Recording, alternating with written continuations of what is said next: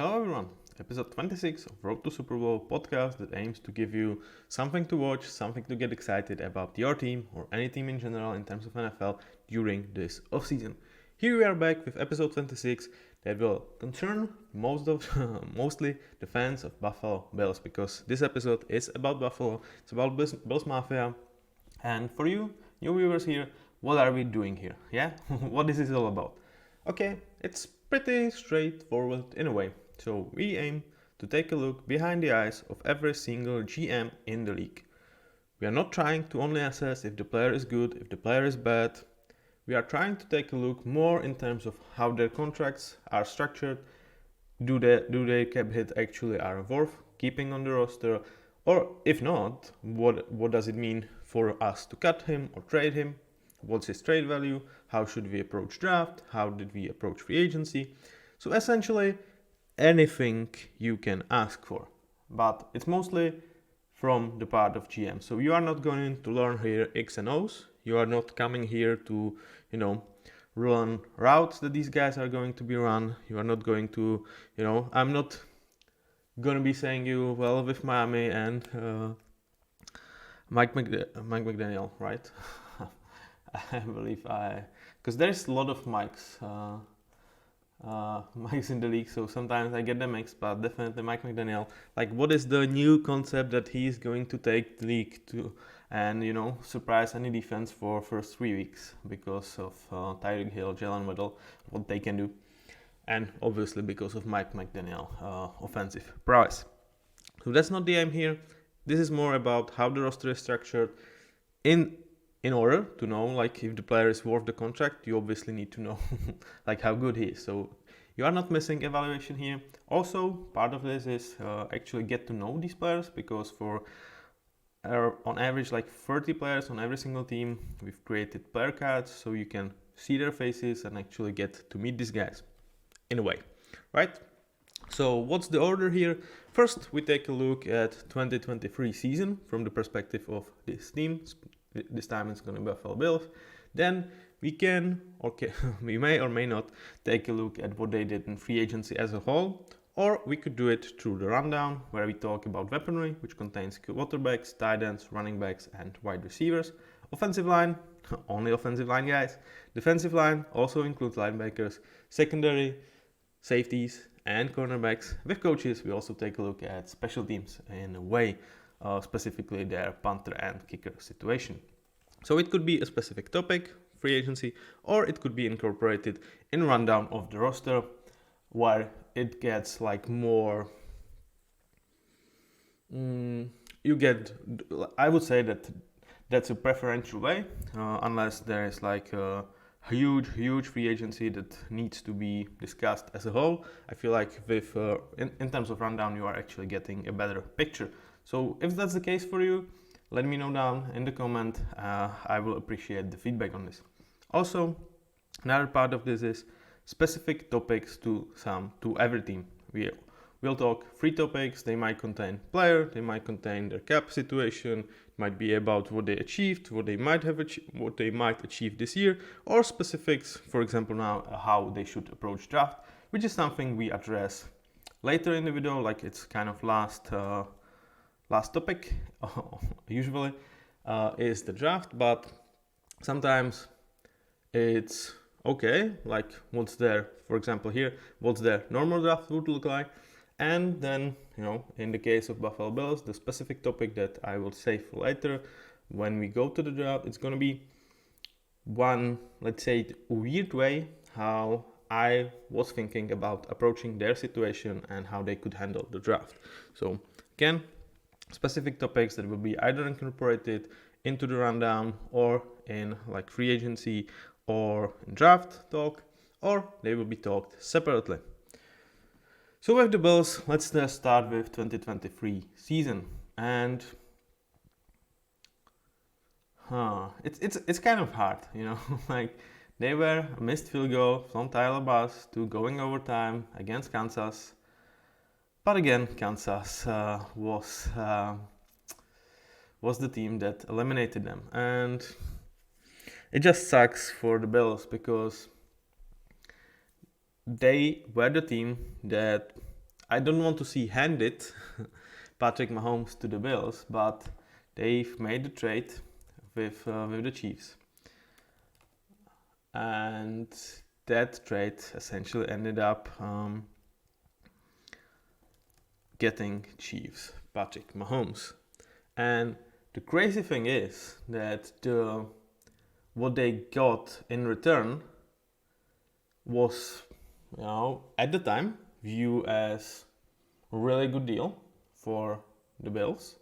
It felt like they overpaid, and they actually from this got Tre'Davious White, Deion Dawkins, Tremaine Edmonds, 3 Pro Bowlers, and other picks, and it still feels like the biggest loss in their franchise history just because of the fact how many times Patrick Mahomes already eliminated them from the playoffs. It's crazy that it's kind of always Bills, it's always Chiefs, it always kind of ends in the heartbreak. We all remember the game that actually changed the rules. San Francisco, they changed the rules, you should know that, entering Super Bowl.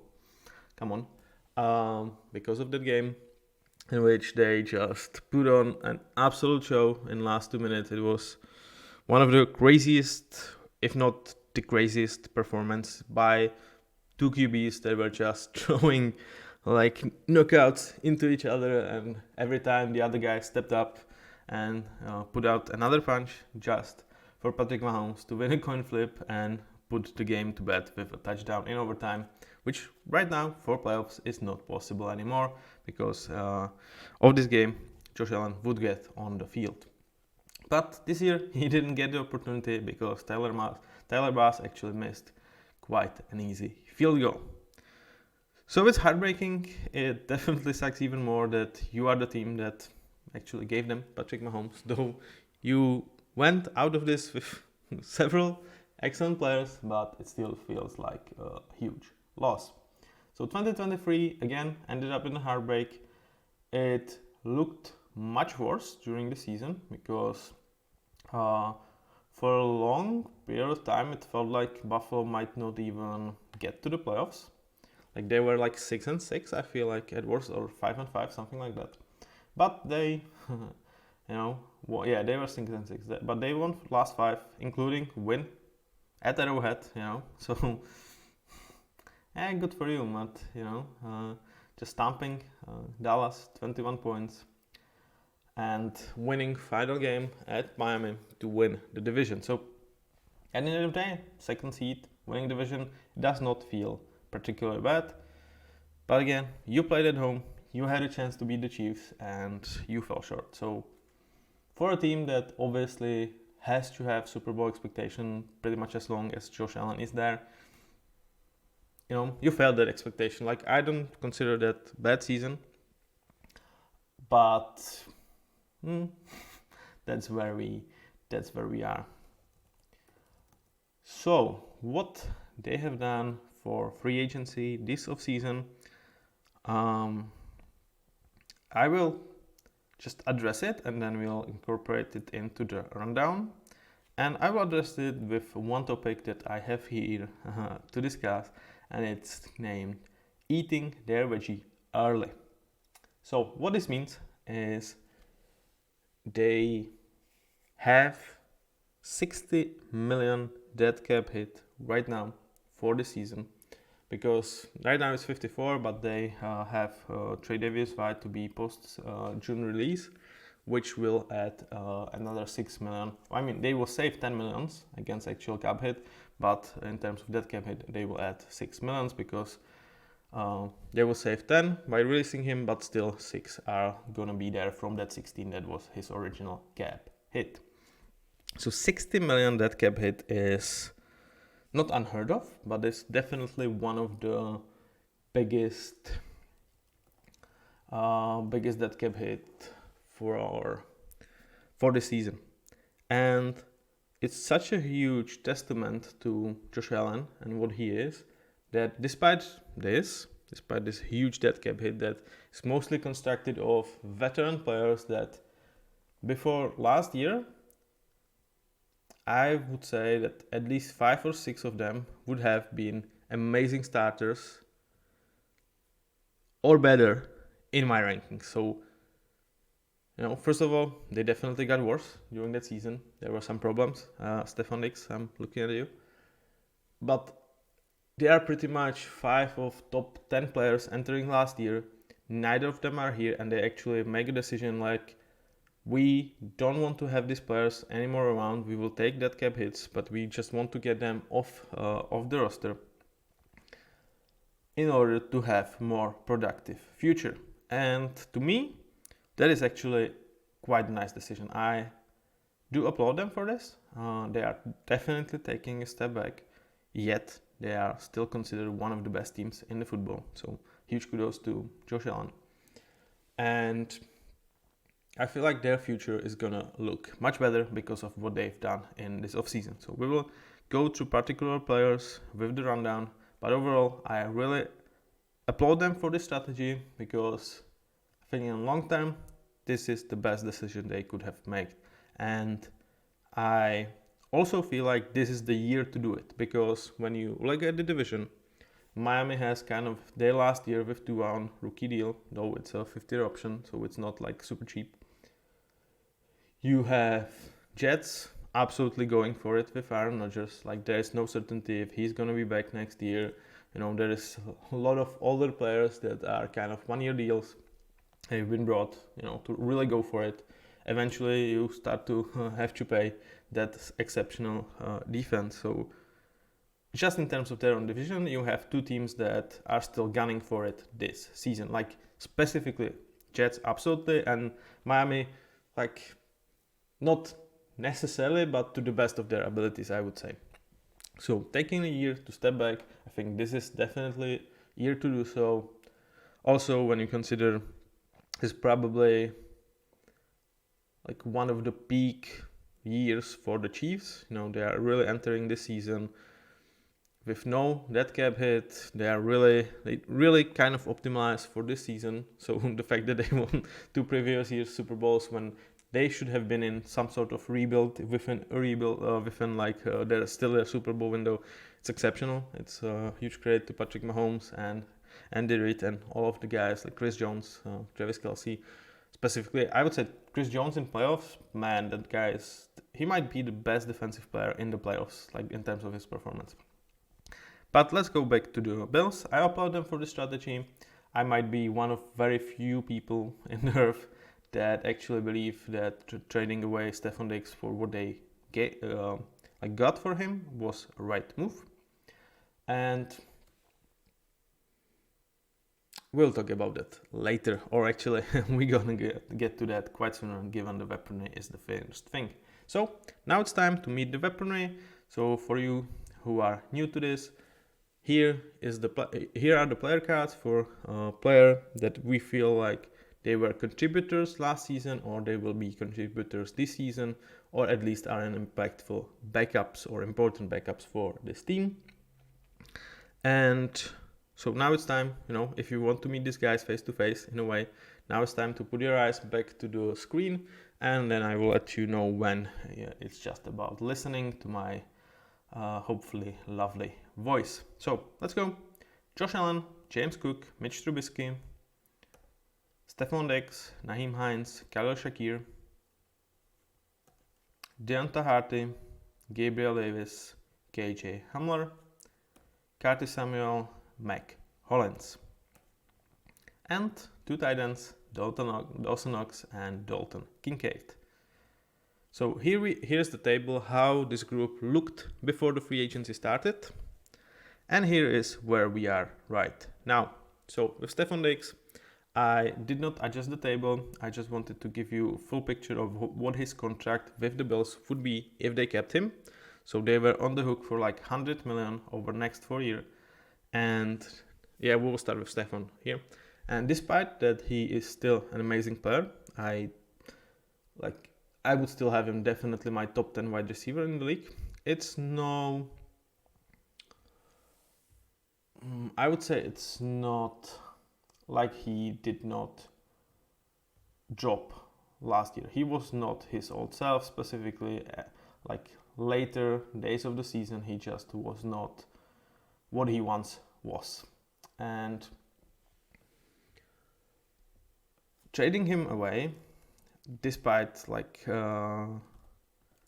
what this means for the cap situation, because 31 millions to not play a player is really a lot, but they at least got out of the rest of 73 millions that they would have to be against cap hit. And essentially the decision is this guy worth 73 millions over next 4 years for us, given his antics, given his age, given his job of production?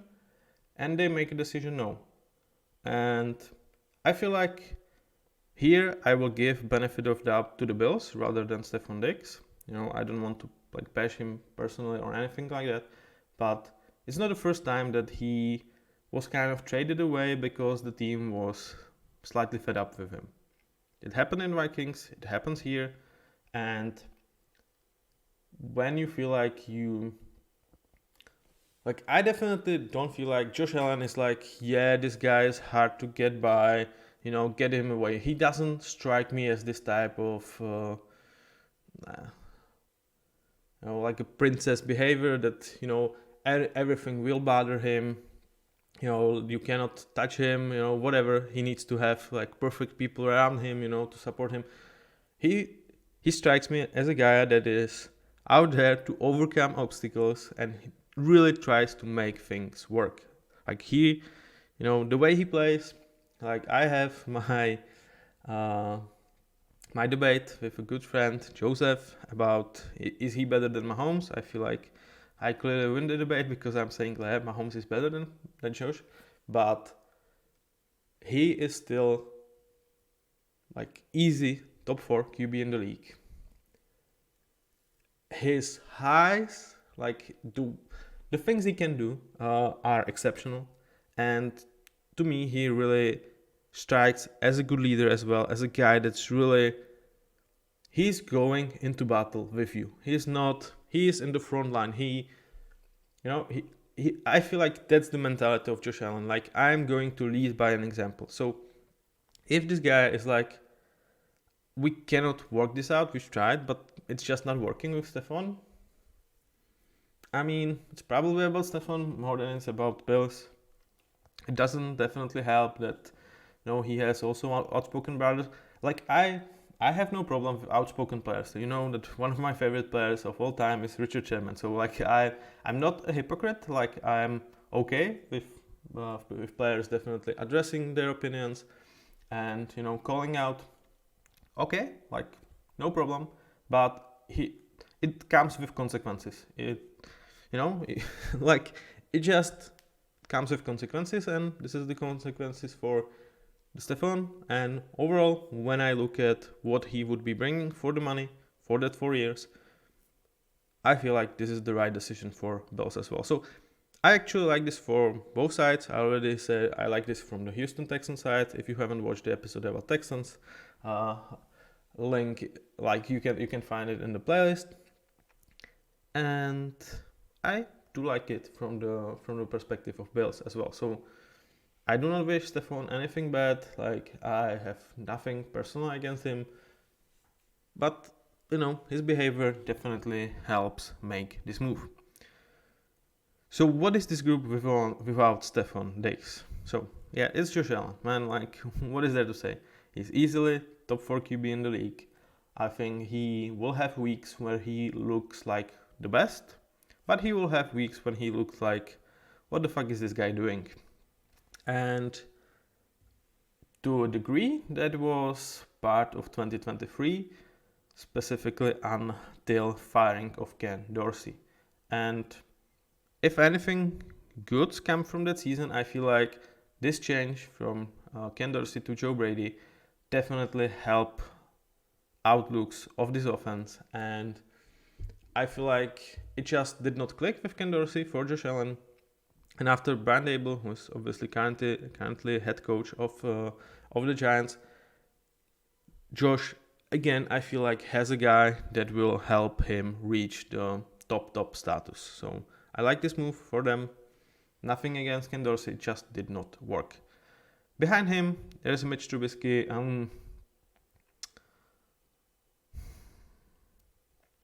when the kid gets like, I will still be out there, try to like shield him a bit. So if you don't like Mitch Trubisky, you probably won't like my take on him. I still feel like he has good enough talent to be at least the backup in the league. And when I look at the situation he was given, like with Chicago, defensive mind, like Matt Nagy experience was really not working yet. They made a playoff with Mitch, then double doinker kind of eliminated him. So sometimes it's really out of your hand.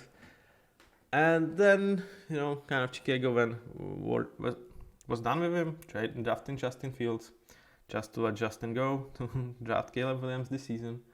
So, like, expecting to be the guy as a QB for Chicago Bears, it's really hard.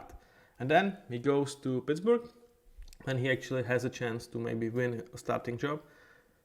But it was clear, at least to me, from the day one, that by the fans, and like, no offense to you Steelers fan, I do understand you, but when they were about to choose between Kenny Pickett and Mitch Trubisky, like, Kenny Pickett was just overwhelming favorite. So essentially, I don't feel like necessarily Mitch Trubisky played much worse than Kenny Pickett for the Steelers. Also, you have to consider that he had Matt Canada as his offensive coordinator, so that's really bad situation when you really have a bad offensive coordinator and fans are kind of against you and are rooting to see their guy in Kenny Pickett. Essentially, Kenny Pickett is no longer with the Steelers, so you kind of can turn it into a reverse and say, like, yeah, the competition he could not beat was not exceptional because neither of these guys are anymore on their teams. And okay, I will take it. I'm not saying that Mitch is one of the 32 best QBs in the league. No, but I feel like he can carve up a nice, good backup job. And I would not be surprised if he eventually got some opportunity somewhere and maybe carve up a good contract like Baker Mayfield or Geno Smith. Like, I really feel like he's been dealt really bad hand in his career. And if he gets a proper chance, I would not bet against him taking it. Okay? So, that's Mitch Trubisky. Let's go to another huge positive for this team, and that's James Cook.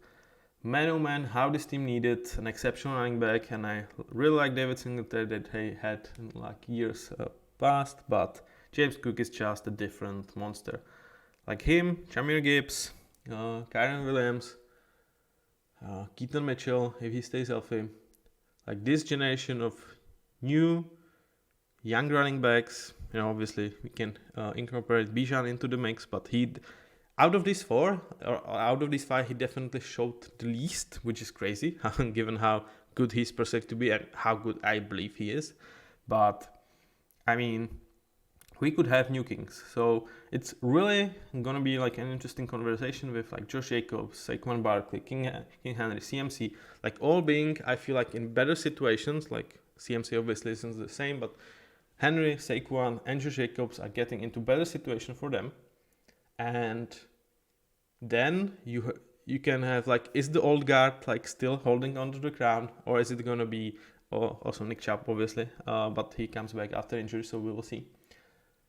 Or is it like the new era of Bijons, James Cooks, Kyren Williams, etc., Jermaine Gibbs, Keaton Mitchell? Is it their field right now? And it's going to be interesting battle. I'm really, like, running game is going to be definitely something to watch, I feel like, this season. I think like there's a lot of exciting running backs, a lot of different prototypes. Actually, small guys getting more opportunities out there. And with James Cook, yeah, I'm really, really happy for the Bills that they seem to have found their franchise running back, at least for next 2 years. And I would not be surprised if come 2026 running backs get paid, much more than they are right now, and he could be like 4 years, 60 millions type of guy. Then let's go to wide receivers, and obviously the conversation here without Stephon Diggs is kind of meh. Signing Curtis Samuel for 3 years, 24 millions, I feel like it's a bit of an overpay, but I do understand why you want veteran presence, kind of certified NFL starter that as your number 3 is a good option. Still feel like it's slightly too much. I would rather have Mike Hollins 1 year, 2.5 million, though I feel like Curtis is a better player as my number 3. But I feel like this is definitely, you have Khalil Shakir who had really good year. He not necessarily is someone you are happy to be your number 1, but he will most likely start as number 1 for Buffalo, unless they will go and like sign Odell Beckham, though I'm not sure if Odell at this point of his career is better than Khalil Shakir. No disrespect to Odell, it's just Khalil really looked quite nice, especially ending the season last year. So with Joe Brady and that kind of new offense for the Bills. KJ Hamler, kind of as your number 5, number 4. Like, this group definitely needs another guy. I would not be surprised if they took first round wide receiver for this group, especially like when you have Josh Allen, the potential of having a guy next to him for next 10 years is definitely out there. And that's where you will see me going crazy in the draft. When in one of the cases I made the mock drafts, the opportunity came and we really took it. So just a sneak peek towards the end of the video when you will see me go crazy with the Bills draft because of wide receiver. Okay, then we go to tight ends, and I feel like you have a problem here. Not necessarily that you don't have players, but Dalton Kincaid, I feel like his rookie year for the expectations was kind of good. He is also like, in a way, your number 3 wide receiver. He plays a lot of slot, so that makes the wide receiver problem slightly less. Also, the fact that you found a running back, it puts less pressure on the group, but I feel like you still need to address that. But the problem is Dawson Knox. Like, he's getting paid a really substantial amount of money, and he was just like dreadful last year. I mean, it was like 200 yards. Man, what are you doing? Like, that was ugly. And it's not like you had really a nice way to get out of this deal this offseason, because you would only save $4.5 million for this year. But definitely after 2025, unless he picks up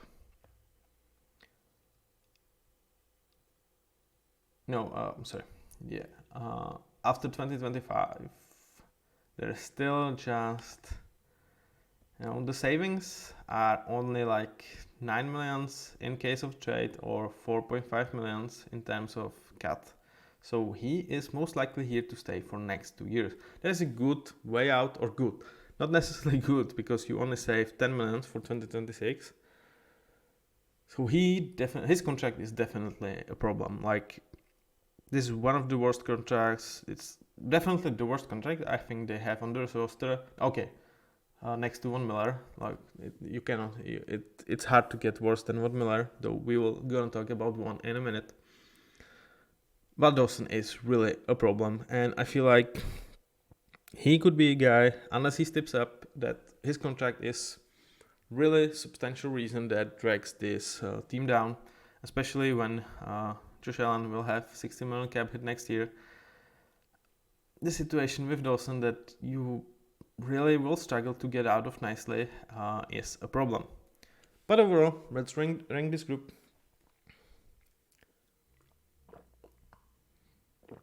And I'm gonna give them A-. It lacks a bit of in terms of pass catchers. It has a problem with Dawson Knox, but it's a hell of a group. Yeah, like, it leads. Josh Allen. It's like, if you gave him the worst cast around, he will still make it like a C+ group, because he is just really, really, really special. I think the cast around him is solid, not special. Definitely the fact that James Cook is out there helps a lot, because I think he's one of the running backs that actually makes a difference. And Khalil Shakir with Dalton Kincaid, good enough options, have some veteran presence. With Dawson Knox, my problem is the pay. If he was there for like 3 years, 15 millions, it's okay. But he got like 3 years, 40 millions. That's a problem. So, okay, let's move from this group. Again, if you want to meet the players, now it's time to meet the offensive line. So put your glasses back on, put your eyes to the screen, and we will go from there. Are you ready?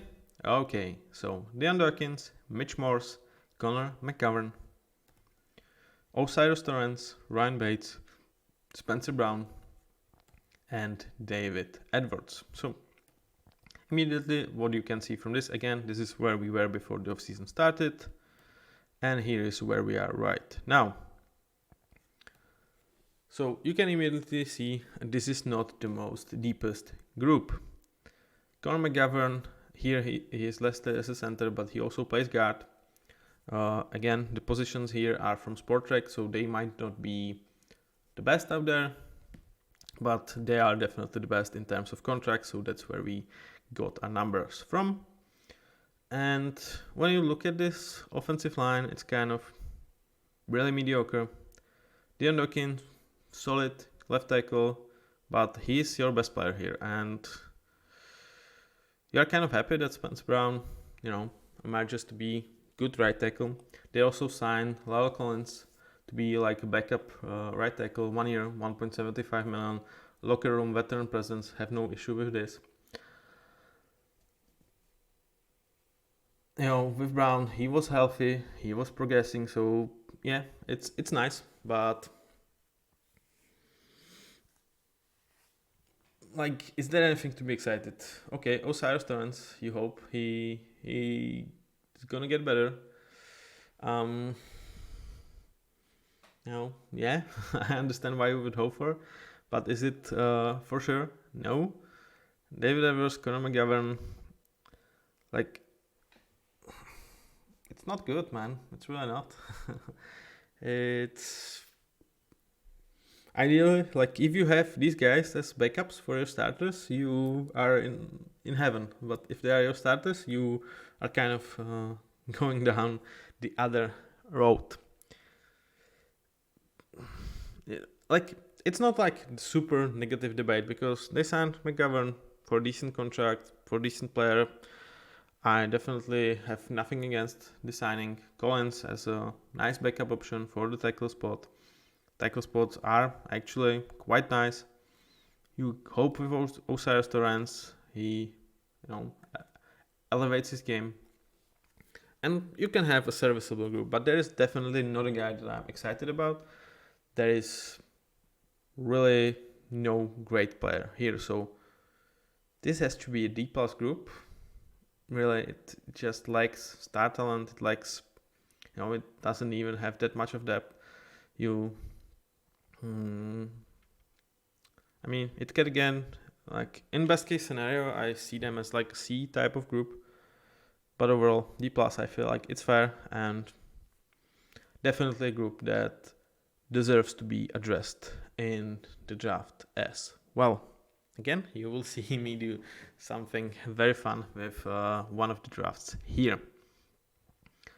Okay, really nothing else to say. Not great group, not that good of a depth. Just hope that this is not going to be what drags your season down. Let's meet defense, and we will start with defensive line and linebackers.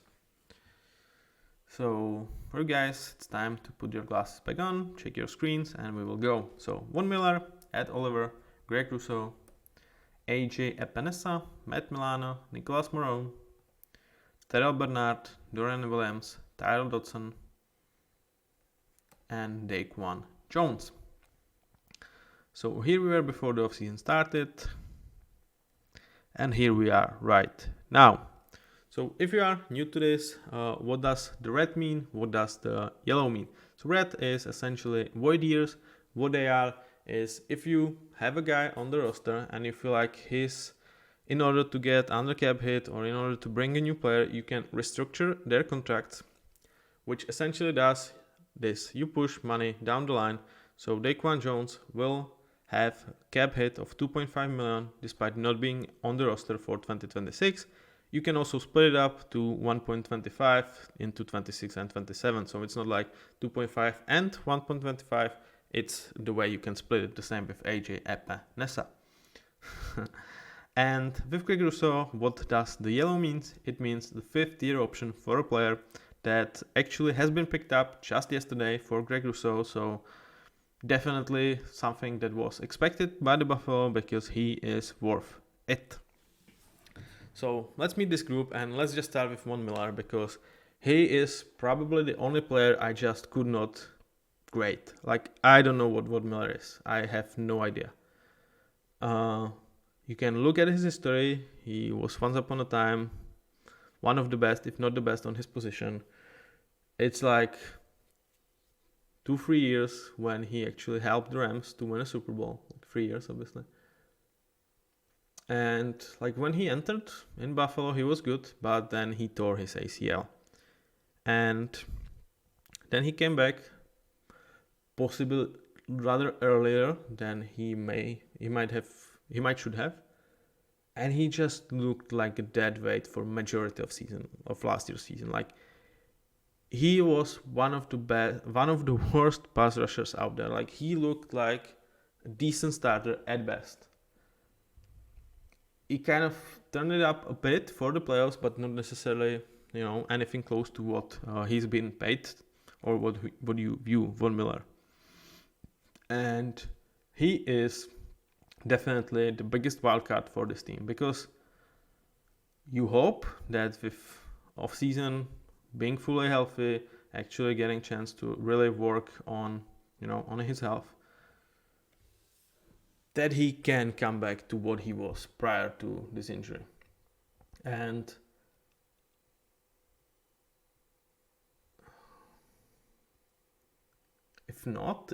I feel like if they have not believed that, they would have cut him. Like, it's not like you would not be leaving super much on the table, but from the,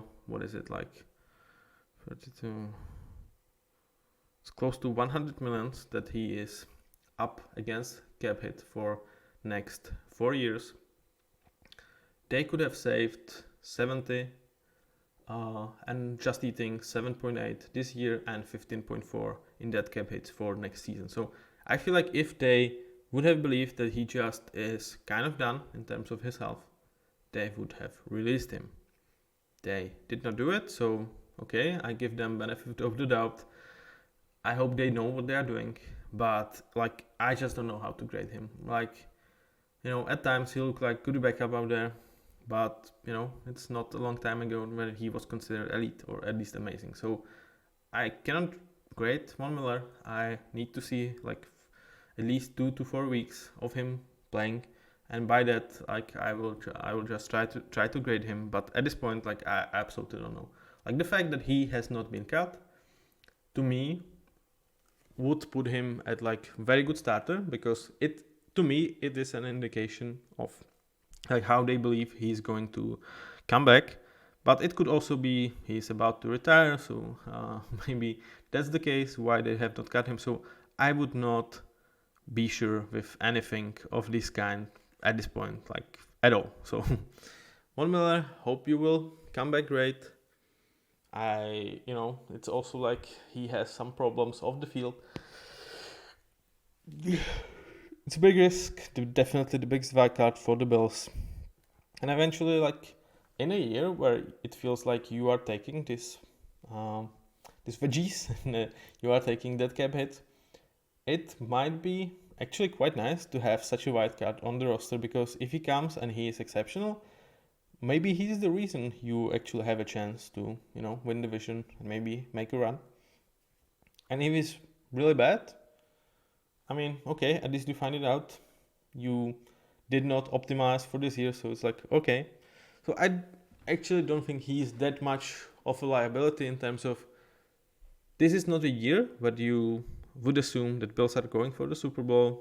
This is not the year they optimize to go for Super Bowl. So having a wild card in this situation is like much nicer than, if you would actually go for Super Bowl. And you can say, oh, Matti, but you are contradicting yourself.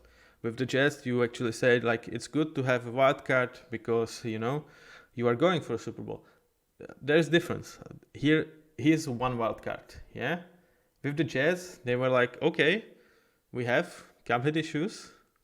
In order to get to where we want to be, we need like 4 wildcards to flip ahead, and that's what can push us over the line. So, the amount of uncertainty is much bigger with the Jets because they needed to take this swing right now with Aaron Rodgers still on the roster. So that's the difference for him. There's much many more cases of actually, taking the swing and flipping a coin. But that's Von Miller. Like I said, he was going to be one of the topics to discuss. So this is the time that we spend on it, and let's take a look at what the rest of this group is. And it's a pretty good group. Like Ed Oliver, Daquan Jones as an inside duo, quite nice. I mean, Ed Oliver might be a bit overpaid, but it's not like super ridiculous. And in terms of edge guys, Epinesa, Russo, Matt Milano, more of a linebacker than an edge guy, but definitely serviceable. Like obviously, you will feel much better about them if Von Miller is Von Miller and not and not Shell himself as we saw last year. So like it's hard to grade this edge because with Von Miller, Matt Milano, Terrell Bernard, Dorian Williams, pretty serviceable linebackers. Matt Milano obviously he got injured quite early last year, so again, despite that, they were able to really fight for they were fighting for Super Bowl. Let's face it.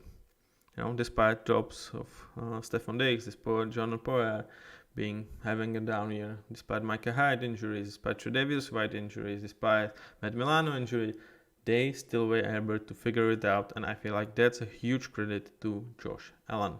Like obviously the other guys as well, James Cook and Sean McDermott, as much as people hate to give him credit. Joe Brady obviously turning the offense around, but at the end of the day, Josh Allen is the guy in Buffalo. So overall, this group rank it anywhere from A- if Von Miller is amazing to elite, to B- if he's just a guy. There's really a lot of good players even without Von Miller. I like that they extended Greg Rousseau, or they actually took a 50-year option on him. I feel like he showed quite enough in his 3 years of play to deserve that, and he might be not necessarily the elite guy in the future, but I think as your number 1 pass rusher, he could be a very good option. And if he is eventually becoming a number 2 because you can get a better guy next to him, hopefully that's Von Miller for you, then you are absolutely he would be one of the best number 2s in the league, if not the best. So quite a nice group with huge wildcard. Now let's meet the secondary. Again, time to put your eyes towards the screen and meet the guys. Tre'Davious White, Taron Johnson, Russell Douglas, Kyle Elam, Siran Neal, Christian Benford, and Tyler Rapp. So here we are before the offseason started, and here we are right now. So what happened here? They cut Tre'Davious White. And this is the move I actually predicted before free agency. You don't have to believe me, but I have my notes. And he was declining. He only played 1,000 snaps in the last few years. And the money you are saving by releasing him are actually substantial. With him, you 16.4 million was a cap hit that he was originally would have. It will go down to 6.2 million this year and 4.1 next year in terms of that cap hit. And I feel like, especially given what the rest of your cornerbacks are, this was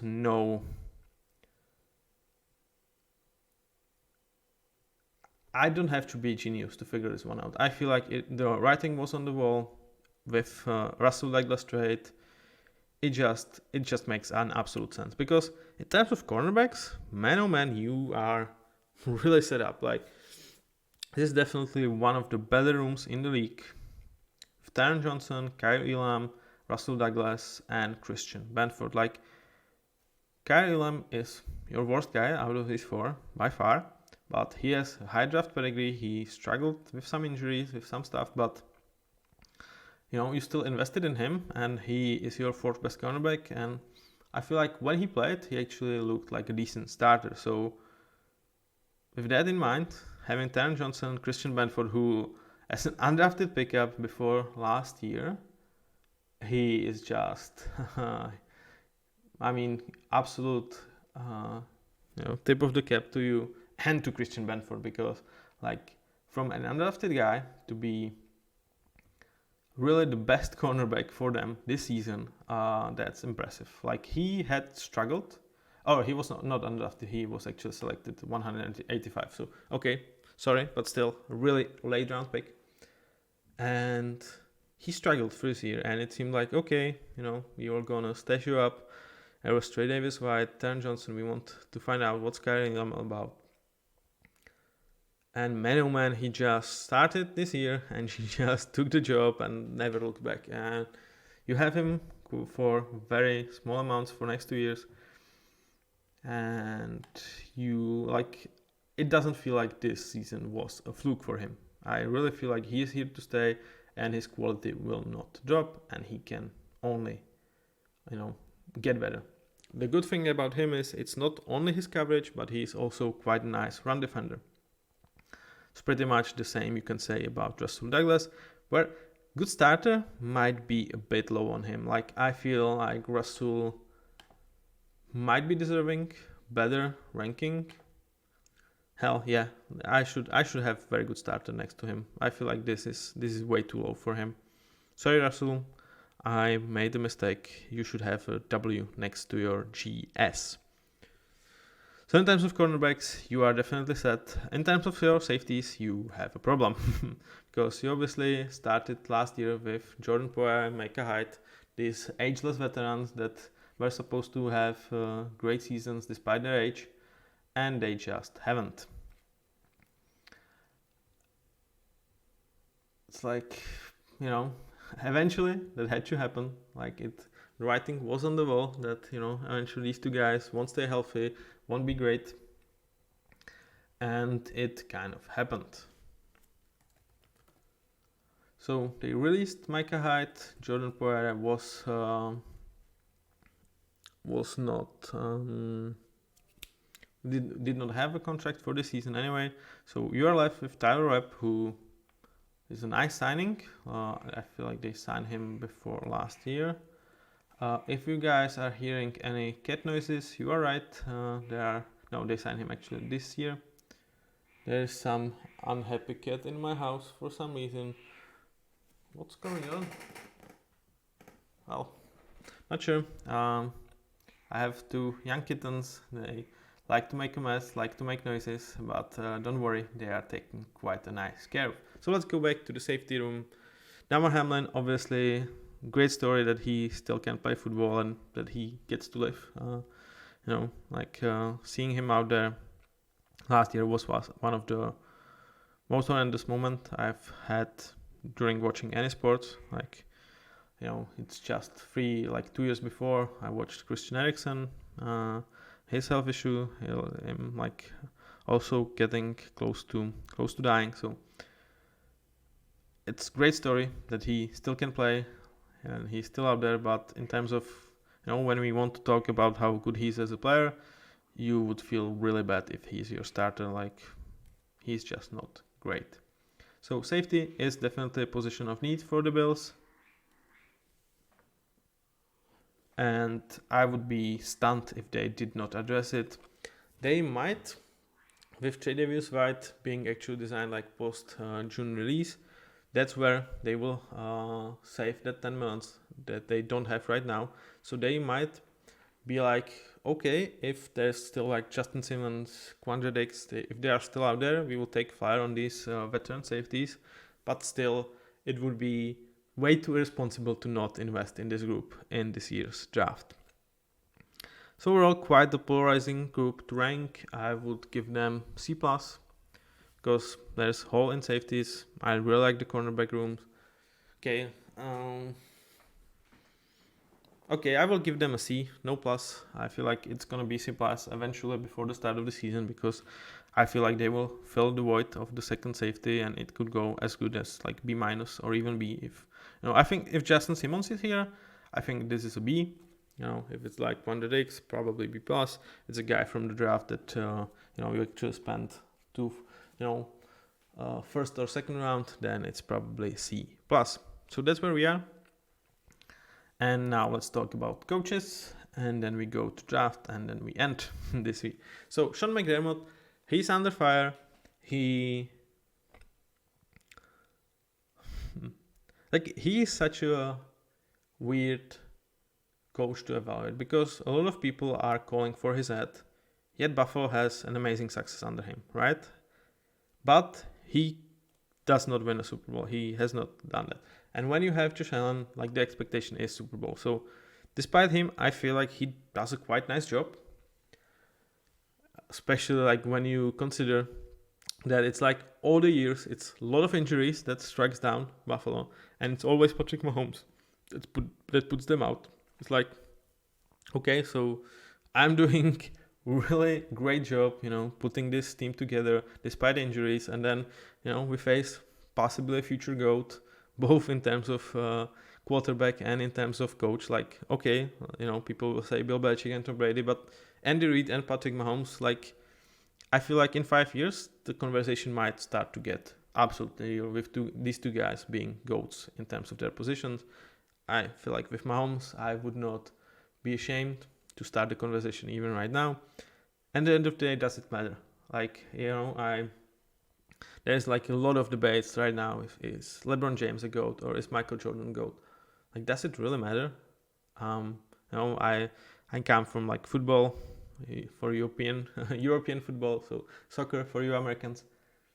And it's like Messi or Ronaldo, Messi or Pele, Ronaldo or Maradona. Like, does it matter? Like, as a fan, okay, you try to push your guy, the one you like more. I understand like the beef and like it gets some attention. But in the end, it doesn't matter, does it?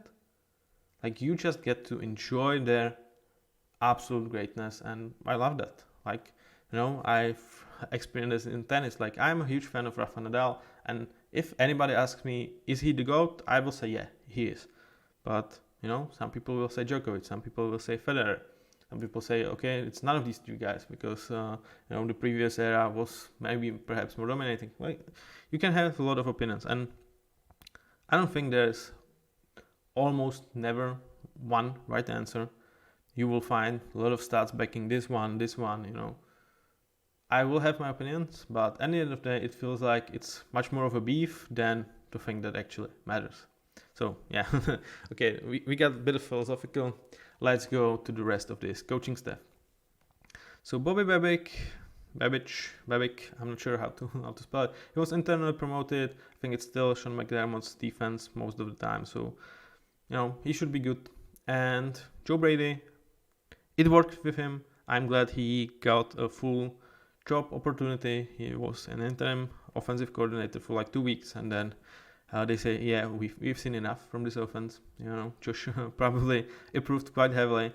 And I'm really excited what this guy can do having a full season with this offense, though this offense lost some of the nice pieces. With kicker and punter, I feel like they were both average. With Tyler Bass, you will, like a lot of Buffalo fans will probably be more down on him than I am because of the missed field goal against Chiefs. Like, I understand, it absolutely sucks, but overall I feel like both Martin and Bass are decent enough kickers. They should not be a problem. And there's something with like punters and kickers, for me at least, they sometimes look like someone else. With St. Martin, I have a huge resemblance to Harry Maguire, the center back for Manchester United and the English national team. He just feels like he looks a lot like, especially the face expression just looks like Harry Maguire. I don't, like, again, it's just much more too fun rather than to slam anyone. Like, I'm definitely would not be bashing anyone because of how they look. Okay, so this is your special team. This is your coaching staff. Now let's talk about Super Bowl window. Then we go to draft, and then it's it. So I think as long as Josh Allen is out there, your Super Bowl window is open. I think like he is that type of a player. I feel like that I will be saying the same with Joe Burrow, with Lamar Jackson, with Patrick Mahomes. As long as these guys are with you, I cannot rule you out of competing for a Super Bowl. I feel like they have this factor that you are winning Super Bowl because of them. Though, with Lamar, you obviously have your worries that he just cannot perform in playoffs.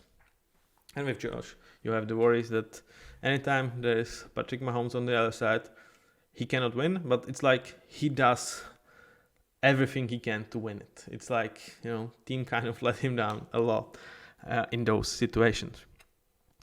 But in terms of how it's like constructed, I feel like this is definitely a year that they are taking a step back in order to be stronger next years. It might be without Sean McDermott because, like I said, there is a lot of pushing against him, and I feel like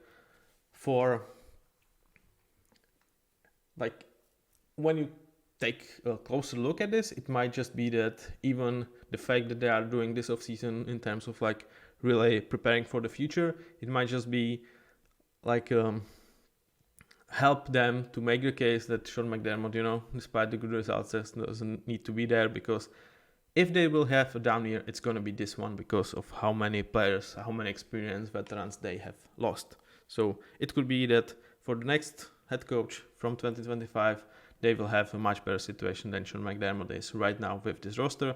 But I still think this roster has a lot of talent, and I would not get rid of Sean McDermott.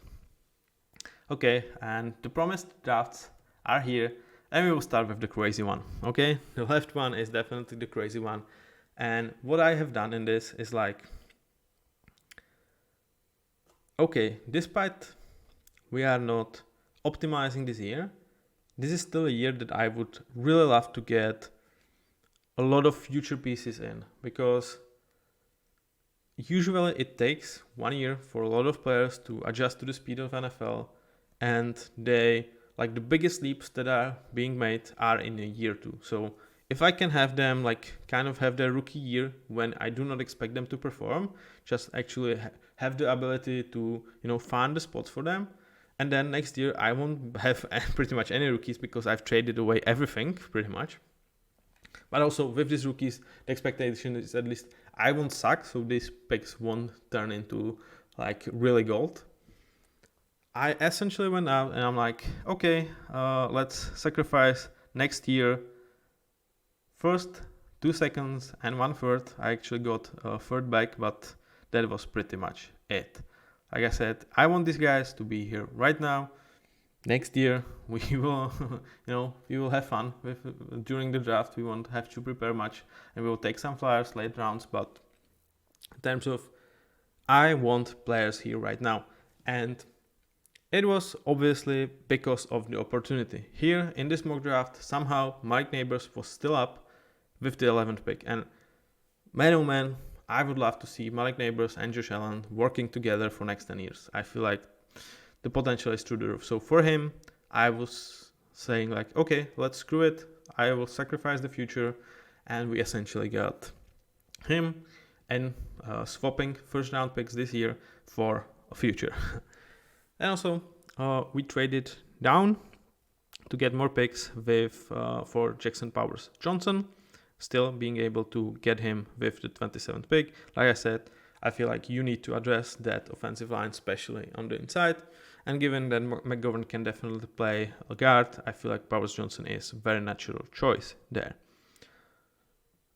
With Brandon Fiske, I do not have necessarily a problem with inside, but having another great body, this was very much a value pick out there. No problem to make it. Jaden Hicks, you need to address the safety room. Jaden Hicks is the guy. Christian Mahogany, I still feel like you need bodies in terms of inside O-line, and then even with 128, Isaiah Adams. So really investing heavily in protecting Josh, giving him his top weapon, and addressing two possible bad spots for the defense with Fiske and Hicks. So this would get rid of the future for the Bills, for the 2025 draft, not the whole future. But if they would have done this, first of all, I feel like they actually would be a sneaky contender this year, because really I feel like if this would work, this could really put them on very good place.